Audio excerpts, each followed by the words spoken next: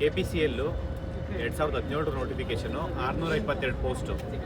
ಈ 622 ಪೋಸ್ಟು ಒಂದೆರಡು ಸತಿ ಅಲ್ಲ 3 ಸತಿ ಎಕ್ಸಾಮ್ ಬರೆದು ಸೆಲೆಕ್ಟ್ ಆಗಿ ಇವತ್ತು 233 ಜನ ಆರ್ಡರ್ ಕಾಪಿ ತೊಗೊಂಡಿದ್ದಾರೆ. ಅಷ್ಟು ಜನಕ್ಕೆ ಕರ್ನಾಟಕದ ಇರುವಂತಹ ಎಲ್ಲ ವಿದ್ಯಾರ್ಥಿಗಳ ಪರವಾಗಿ ಈ ರಾಜ್ಯದಲ್ಲಿರುವ ಎಲ್ಲ ಯುವಕರ ಪರವಾಗಿ ಅವರಿಗೆ ಧನ್ಯವಾದ ತಿಳಿಸ್ಬೇಕು ಮೊದಲನೇದಾಗಿ.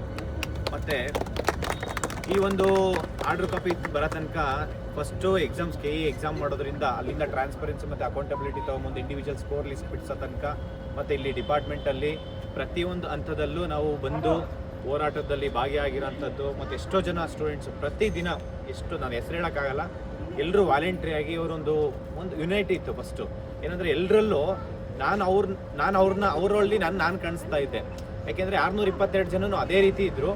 ಪ್ಲಸ್ ಏನಂದರೆ ಅವ್ರ ಪೇರೆಂಟ್ಸು ಸಫರ್ ಪಡ್ತಾಯಿದ್ರು. ಇದು ಬರೀ ಸ್ಟೂಡೆಂಟ್ಸ್ ಅಷ್ಟಲ್ಲ, ಎಕ್ಸಾಮ್ ಬರೆಯೋದು ಮತ್ತು ಎಕ್ಸಾಮು ಬರೆಯೋದು, ಎಕ್ಸಾಮ್ ಬರೆಯೋದು ಮತ್ತು ಎಕ್ಸಾಮ್ಸು ಮತ್ತು ಕೋರ್ಟು ಕಚೇರಿ ಎಲ್ಲ ಆಗಿ ತುಂಬ ಸಮಸ್ಯೆಗಳು ಇದ್ದಾಗೆಲ್ಲ ನಾವು ಒಗ್ಗಟ್ಟಾಗಿ ಹೋರಾಟ ಮಾಡಿ ಇವತ್ತು ಆರ್ಡರ್ ಕಾಪಿ ತೊಗೊಂಡು ಅವರು ಇವತ್ತು 622 ಜನ ಏನು ಕುಟುಂಬಗಳು ಮತ್ತು ನಮ್ಮ ಒಂದು ಸಮಾಜಕ್ಕೆ ಪ್ರಾಮಾಣಿಕ ಅಧಿಕಾರಿಗಳು ಬೇಕು, ತುಂಬ ಇಂಪಾರ್ಟೆಂಟು. ಇದ್ರ ಸಲುವಾಗಿ ಎಲ್ಲರೂ ಪ್ರಾಮಾಣಿಕವಾಗಿ ಇವತ್ತು ಸೆಲೆಕ್ಟ್ ಆಗಿದ್ದಾರೆ. ಈ ಒಂದು ಸೆಲೆಕ್ಟ್ ಆಗೋದಕ್ಕೆ ಕಾರ್ಯಕರ್ತರು ಎಲ್ಲರೂ ಸಪೋರ್ಟಿವ್ ನಿಂತ್ಕೊಂಡ್ರು. ಮತ್ತು ಮಾನ್ಯ ಮುಖ್ಯಮಂತ್ರಿ ಸಿದ್ದರಾಮಯ್ಯ ಸರ್ಗೂ ಎಲ್ಲ ವಿದ್ಯಾರ್ಥಿಗಳ ಪರವಾಗಿ ಧನ್ಯವಾದ ತಿಳಿಸ್ತೀನಿ. ಮತ್ತು ಇಂಧನ ಸಚಿವರಾದಂಥ KJ ಜಾರ್ಜ್ ಸರ್ಗೆ ಅವ್ರಿಗೂ ನಾನು ಈ ಮೂಲಕ ಧನ್ಯವಾದ ತಿಳಿಸ್ತೀನಿ. ಮತ್ತು KJ George PS sir, Satish sir ಅವರು ಪ್ರತಿ ಸತಿ ನಮಗೆ ಸ್ಪಂದಿಸಿ ಎಲ್ಲ ಸಪೋರ್ಟಿವ್ ನಿಂತ್ಕೊಂಡು ಈ ಒಂದು ವಿಚಾರವಾಗಿ ವಿದ್ಯಾರ್ಥಿಗಳ ಪರವಾಗಿ ಅವ್ರಿಗೆ ಆರ್ಡರ್ ಕಾಪಿ ಬರೋ ತನಕ ನಮ್ಮ ಜೊತೆ ನಿಂತ್ಕೊಂಡಿದ್ದು ಸಪೋರ್ಟ್ ಮಾಡಿದ್ದಾರೆ. ಅವ್ರಿಗೂ ಧನ್ಯವಾದ ತಿಳಿಸ್ತೀನಿ. ಮತ್ತು KPCL MD sir Gaurav Gupta sir ನಿಜವಾಗ್ಲೂ ಒಂಥರ ನಮಗೆ ಅವರು ಹೋದಾಗೆಲ್ಲ ಪ್ರತಿಯೊಂದು ಸತಿ ಯಾವುದೇ ಟೈಮ್ ಆಗಲಿ ಅವ್ರು ತುಂಬ ಎಷ್ಟೇ ದೊಡ್ಡ ಮೀಟಿಂಗ್ ಇದ್ರೂ ನಮ್ಮನ್ನು ನೋಡಿದ ತಕ್ಷಣ ನಾವು ವಿಕಾಸಸೌಧ ಹೋದಾಗಿರ್ಬೋದು, ವಿಧಾನಸೌಧ ಹೋದಾಗಿರ್ಬೋದು, ಆ ಮೀಟಿಂಗ್ ಅರ್ಧದಲ್ಲಿ ಬಿಟ್ಟು ವಾಪಸ್ ಬಂದು ನಮ್ಮ ಹತ್ರ ಮನವಿ ಇಸ್ಕೊಂಡು ಅದ್ರ ಮೇಲೆ ಆನ್ ಸ್ಪಾಟ್ ಬರೆದು ಅಂದರೆ ಇಂಥ ದಿನ ಇಂಥ ಟೈಮಲ್ಲಿ ಮಾಡ್ತೀನಿ ಅಂತ ಹೇಳ್ಬಿಟ್ಟು ಅವ್ರು ನಮಗೆ ತುಂಬ ಅಪ್ರಿಷಿಯೇಟ್ ಮಾಡ್ತಾಯಿದ್ರು. ಅಂದರೆ ಈ ಥರ ಸಮಾಜದಲ್ಲಿ ಲೀಡರ್ಸ್ ಇರ್ಬೋದು, ಕೇಳೋಂಥವ್ರಾಗಿರ್ಬೋದು ತುಂಬ ಇಂಪಾರ್ಟೆಂಟ್ ಬೇಕು ಅಂತೇಳಿ ನಮಗೆ ತುಂಬ ವೈಯಕ್ತಿಕವಾಗಿ ಅವರು ಸಪೋರ್ಟಿವ್ ಮಾಡಿ ಪ್ರತಿ ಹಂತದಲ್ಲೂ ಗೌರವ್ ಗುಪ್ತಾ ಸರ್ಗೆ ನಿಜವಾಗ್ಲೂ ಎಷ್ಟು ಥ್ಯಾಂಕ್ಸ್ ಹೇಳಿದ್ರು ಕಡಿಮೆನೆ ಎಲ್ಲ ವಿದ್ಯಾರ್ಥಿಗಳಲ್ಲಿ, ಹೌದಾ ಇಲ್ವಾ? ಯಾಕೆಂದರೆ ಪ್ರತಿ ಒಂದು ಹಂತದಲ್ಲೂ ನಮಗೆ ಸಪೋರ್ಟ್ ಮಾಡಿದ್ದಾರೆ. ಅವರಿಗಂತೂ ನಿಜವಾಗ್ಲೂ ಎಷ್ಟು ನಾವು ಗ್ರೇಟ್ಫುಲ್ ಆಗಿರಬೇಕು.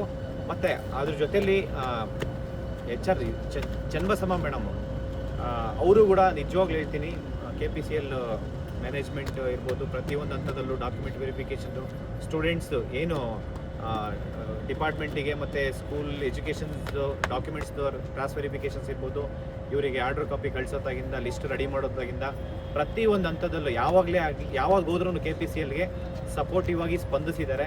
ಮತ್ತು ಹಲವಾರು ಜನ ಡೈರೆಕ್ಟ್ರು HR ಚೇಂಜ್ ಆಗ್ತಾನೇ ಇದ್ರು. ಎಲ್ರಿಗೂ ಯಾರ್ಯಾರು ಇದ್ದಾರೆ ಇವಾಗ ಪ್ರೆಸೆಂಟು ರೇಖಾ ಮೇಡಮ್ ಇದ್ದಾರೆ, ಅವರು ಅಷ್ಟೇ ಅವರು ಒಂದು ಮಾತು ಕೊಟ್ಟಿದ್ರು, ಇಂಥ ದಿನ ನಾವು ಮಾಡ್ತೀವಿ ಅಂತ ಹೇಳಿ ಅವರು ನೀವು ದಯವಿಟ್ಟು ಪ್ರೊಟೆಸ್ಟ್ ಮಾಡಬೇಡಿ ಅಂತೇಳಿ ರಿಕ್ವೆಸ್ಟ್ ಮಾಡಿಕೊಂಡ್ರು. ಆ ಒಂದು ರಿಕ್ವೆಸ್ಟ್ಗೋಸ್ಕರ ನಾವು ಅವರಿಗೆ ಸ್ಪಂದಿಸಿದ್ದೀವಿ. ಅದೇ ರೀತಿ ನಮಗೆ ಅವ್ರು ಸ್ಪಂದಿಸಿ ಅವ್ರು ಹೇಳಿ ಟೈಮಿಗೆ ನಾವು ಕೊಟ್ಟಿರೋ ಒಂದು ಟೈಮ್ ಒಳಗಡೆ ಅವರು ಆರ್ಡರ್ ಕಾಪಿ ಕೊಟ್ಟು ಇವತ್ತು ಎಲ್ರಿಗೂ ಆರ್ಡರ್ ಕಾಪಿ ಸಿಕ್ಕಿದೆ. ನಿಜವಾಗ್ಲೂ ರೇಖಾ ಮೇಡಮ್ಗೂ ಇರ್ಬೋದು, ಚನ್ನಬಸಮ್ಮ ಮೇಡಮ್ಗೆ ಎಲ್ಲ ವಿದ್ಯಾರ್ಥಿಗಳ ಪರವಾಗಿ ಧನ್ಯವಾದ ತಿಳಿಸ್ತಾ. ಮತ್ತು ಇದರಲ್ಲಿ ನಮಗೆ ತುಂಬ ಬೇಜಾರಾಗೋದೇನಪ್ಪ ಅಂತಂದರೆ ಪವನ್, ಉಮೇಶು ಇವರೆಲ್ಲ ಮುಂಚೆ ಪಾಪ ಫಸ್ಟ್ ಟೈಮ್ ಸೆಲೆಕ್ಟ್ ಆದಾಗ ಸಾಕಷ್ಟು ಹೋರಾಟ ಮಾಡಿದರು. ಪ್ರತಿಯೊಂದು ಇಲಾಖೆ ಮಿನಿಸ್ಟರ್ ಹತ್ರ ಮೀಟರ್ ಮಾಡೋದು ಮತ್ತು ಕೋರ್ಟ್ಗೆ ಹೋಗೋಂಥದ್ದು ಎಲ್ಲ ಟೈಮಲ್ಲೂ ನಮ್ಮ ಜೊತೆ ಇದ್ದು. ಪಾಪ ಅವರಿಗೆ 3rd ಟೈಮ್ ಎಕ್ಸಾಮ್ ಬರೆದಾಗ ಅವರು ಸೆಲೆಕ್ಟ್ ಆಗಿಲ್ಲ. ದಯವಿಟ್ಟು ಎಲ್ಲ ವಿದ್ಯಾರ್ಥಿಗಳ ಪರವಾಗಿ ದೇವರಲ್ಲಿ ಕೇಳ್ಕೊತೀನಿ ನಾನು, ನೆಕ್ಸ್ಟ್ ಆಗೋಂಥ ಎಕ್ಸಾಮ್ಸಲ್ಲಿ ಅವರಿಗೆ ಒಂದು ಗೌರ್ಮೆಂಟ್ ಜಾಬ್ ಸಿಗಲಿ ಅಂತ ಹೇಳಿ. ಯಾಕೆಂದರೆ ತುಂಬ ಸ್ಟ್ರಗಲ್ ಪಟ್ಟಿದ್ದಾರೆ.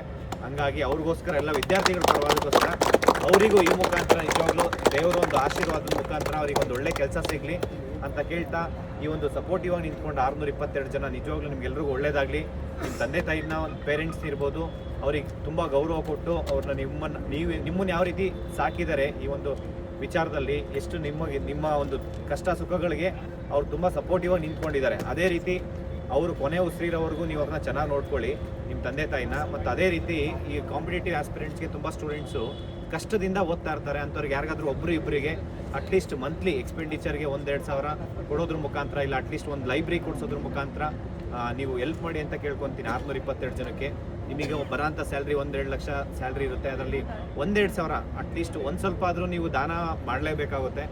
ಅಟ್ಲೀಸ್ಟ್ ಒಂದು 5% ನೀವೇನು ಸ್ಯಾಲ್ರಿ ತೊಗೊತೀರಾ ಅದರಲ್ಲಿ ಒಂದು 5% ಪ್ರತಿ ತಿಂಗಳು ದಾನ ಮಾಡಿ. ದಾನ ಯಾವ ರೀತಿ ಮಾಡಬೇಕಂತಂದರೆ ಎಜುಕೇಷನ್ಸ್ ಮೇಲೆ ಜಾಸ್ತಿ ದಾನ ಮಾಡಿ, ಬೇರೆ ಇನ್ಯಾವುದಕ್ಕೂ ಮಾಡೋಕ್ಕೆ ಹೋಗಬೇಡಿ.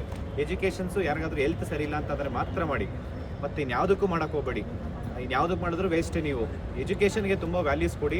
Education is a power key to ಏನೇ ಸಮಾಜದಲ್ಲಿ ಏನೇ ಚೇಂಜಸ್ ಮಾಡಬೇಕು, ಸಮಾಜದಲ್ಲಿ ಯಾರಾದರೂ ಬೆಳವಣಿಗೆ ಆಗಬೇಕು, ಸಮಾಜದಲ್ಲಿ ಯಾರಾದರೂ ಬಡವರು ಪಾವರ್ಟಿಯಿಂದ ಆಚೆ ಬರಬೇಕಂತಂದರೆ ಅದು ಬಿಕಾಸ್ ಆಫ್ ಎಜುಕೇಷನ್ಗೆ ತುಂಬ ಒತ್ತು ಕೊಟ್ಟು ಅವರಿಗೆಲ್ಲ ಸಪೋರ್ಟ್ ಮಾಡಿ ಅಂತ ನಾನು ಎಲ್ಲರ ಹತ್ರ ಮನವಿ ಮಾಡ್ಕೊತೀನಿ.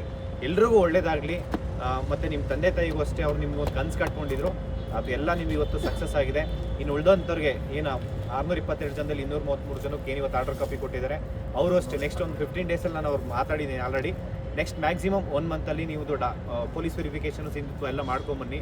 ನಿಮಗೆಲ್ಲ ಆದಷ್ಟು ಬೇಗ ಮತ್ತೆ ನಿಮಗೆಲ್ಲ ಆರ್ಡರ್ ಕಾಪಿ ಕೊಡುವಂಥ ಕೆಲಸ ನಾವು ಮಾಡೋಣ. ಎಲ್ಲರೂ ಒಟ್ಟಾಗಿ ಈ ಒಂದು ಸಮಾಜ, ಒಳ್ಳೆ ಸಮಾಜ ನಿರ್ಮಾಣ ಮಾಡೋದ್ರಲ್ಲಿ ನಾವೆಲ್ಲರೂ ಒಗ್ಗಟ್ಟಾಗೋಣ. Thank you so much. ನಮಸ್ಕಾರ.